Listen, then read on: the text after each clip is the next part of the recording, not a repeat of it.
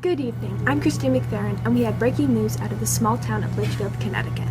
The county prison has been under fire recently after allegations from around the county started pouring in regarding the issues facing our country's prison system. Accusations include wrongful treatment of young prisoners and mistreatment of drug and alcohol offenders. It has been reported that the conditions of the prison are not up to today's health standards, making it a hazard for prisoners and guards. The issue of incarcerating young individuals who have not had a direct threat to everyday civilians in society has also been brought to light. People are concerned that the prison is spending too much money on individuals who have committed unlawful acts but are not dangerous and do not need to be held in confinement.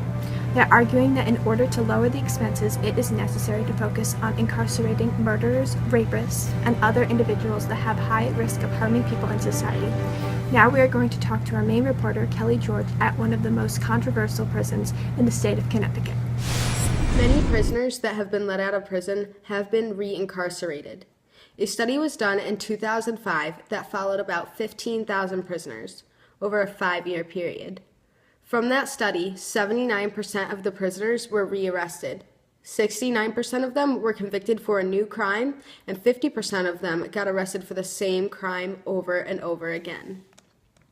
There are many mental health and drug and alcohol offenders, and many of them who end up in prison have violated these laws.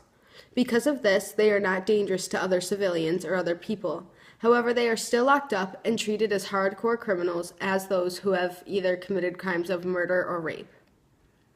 People with mental health issues do not get the help they need because of expenses, and they act in the most unexpected ways. Therefore, it is necessary for them to receive treatment before integrating back into society. A quote from American Civil Liberties Union states that the failure to provide prisoners with access to needed health care is often resulting in tragedies. There are also many issues with the conditions in prison. Many prisoners experience physical, mental, verbal, and sexual abuse while contained in the system. A lot of them try to join gangs in order to create a front, protect themselves, and survive. However, this teaches them how to become a better criminal. A quote from American Civil Liberties Union states that mistreatment of prisoners based on race, sex, gender identity, or disability remains far too common. There are issues with young people in prison as well. For the younger population in prison, it is difficult for them to realize why they are there and why they are supposed to get out of the system. They do not fully understand the consequences of their actions, and since they are so young, they are influenced very easily in both a positive and negative way. Therefore, a strong education system is important in the rehabilitation in adolescents. The prison system does not offer this to them. And now we go to our analytical expert on justice and law enforcement, Emily O'Hara. Thank you, Christine. It's no secret that there are serious problems in the prison institutions in the United States, but there are solutions to correct the correctional facilities themselves. As Kelly stated, incarcerating just one individual can cost tens of thousands of dollars. Couple that with the overcrowding in prisons, and the expenses of incarceration become even more significant. There are ways to deal with the cost of prisons. One would simply be lessening sentences for minor drug charges, especially as drugs like marijuana are being legalized across the United States. Another solution, proposed by the National Resource Center on Prisons and Communities, would be completely different punishments from incarceration for smaller crimes. Programs include supervised probation or electronic probation, which would decrease overcrowding and remove costs related to feeding, holding, and caring for inmates. There's also the issue of who we are incarcerating, and this can take on multiple meanings. There are people breaking the law but doing no damage to the good of the public, merely harming themselves and are in need of rehabilitation to correct their lives and not imprisonment, as Kelly said. These same people may also be facing issues regarding mental health. One potential solution would be directing more funding towards mental health institutions that could help these people, or putting money back into the struggling projects to prevent situations in which multiple generations of families end up in prison, as shown in the Frontline documentary, Locked Up in America. Instead of pretending that there's no social or race issue, a better solution would be to address the problem. By focusing on why a person is being incarcerated instead of who is being incarcerated, the disputes over reasoning for arrest would decrease, and there would be overall better relations between law enforcement and citizens. The recidivism rates are also staggering, no matter who is in prison.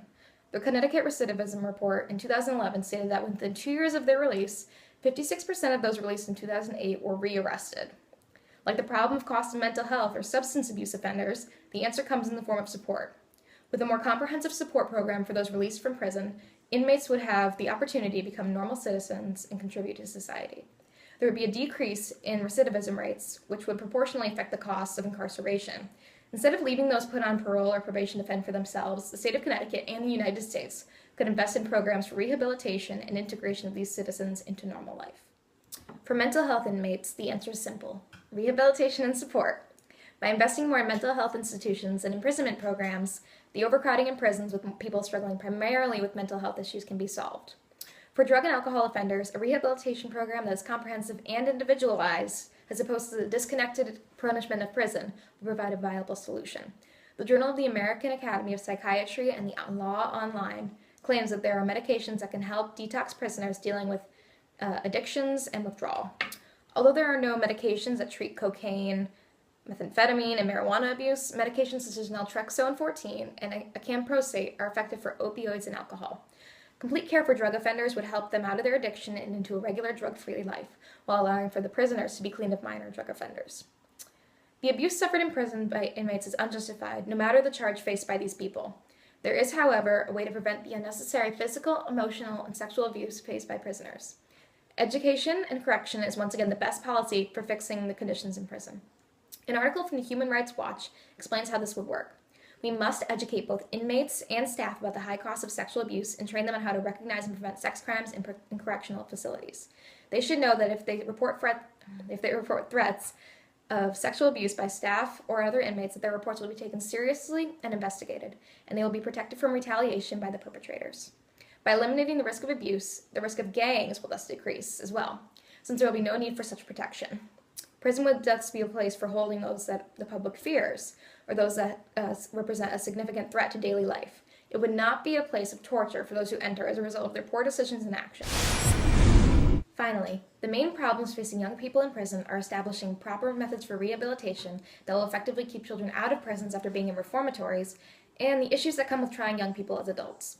At a time of brain development, hormonal, and emotional changes, teens can not only be significantly influenced by their peers and surroundings, but can also be subject to various forms of abuse that can cause them to lash out even more than they usually would.